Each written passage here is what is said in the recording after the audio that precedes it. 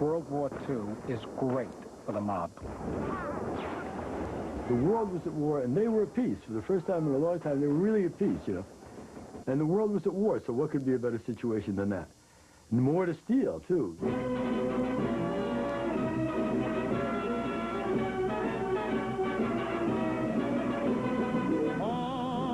For the love of America. During that time, either I went into the Army or I get a defense job. So I got a defense job in GE. And while we were in there, they had the rationing of gas. We used to steal thousands of gas stamps and give it to the mob. They organized black markets all over. It was hard to get things. They always managed to get things that no one else could get, you know, tires and butter and, you know, all the stuff that you can't get. That's prohibition of another sort. The minute you put on controls on the public and the demand still stays, there's the mob. It's perfect for them, and they can just walk in and do something.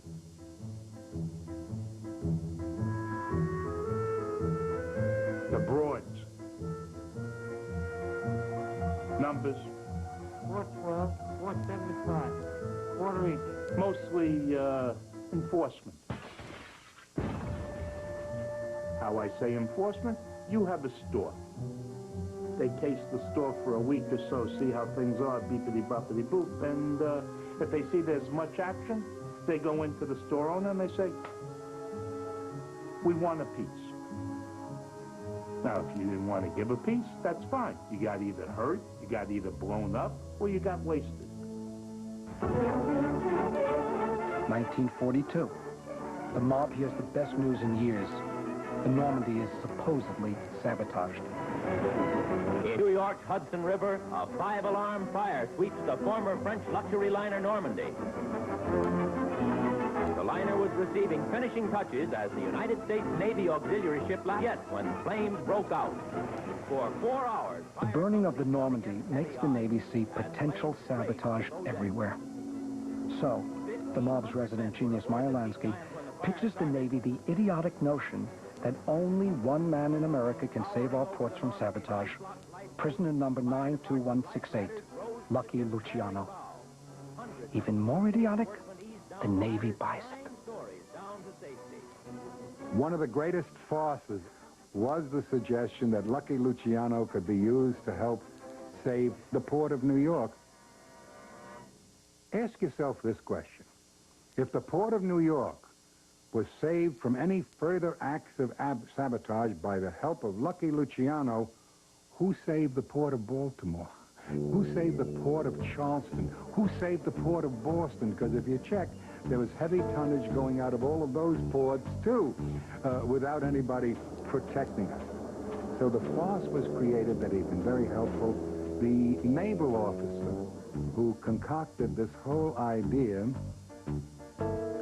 after World War II is rewarded. He's made Commissioner of Marine and Aviation in the city of New York, that he's well paid for, and that was his little thank you for inventing that kind of a story and going along with us.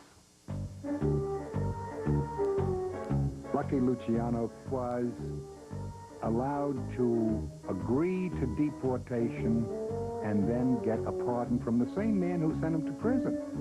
Special Prosecutor Dewey sent him there, and Governor Dewey granted him a pardon from a New York jail, and he accepted deportation and went back to Italy.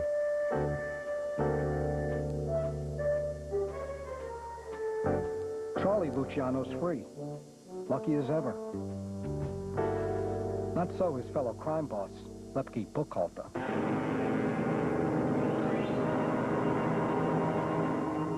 In New York, Lepke, gangster boss of Murder Incorporated, leaves federal jail for Sing Sing's death house. March 14th, 1944. Lepke's date with death.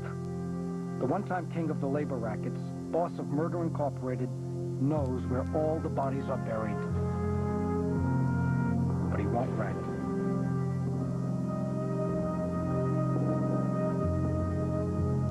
The government offers him a deal, but he won't rat.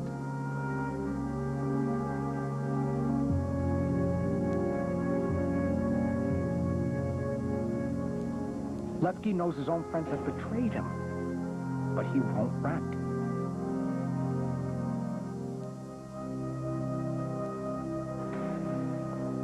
If things were different and Lepke was on the street, he'd murder every mob boss who set him up, probably with his own bare hands. But he wouldn't rat.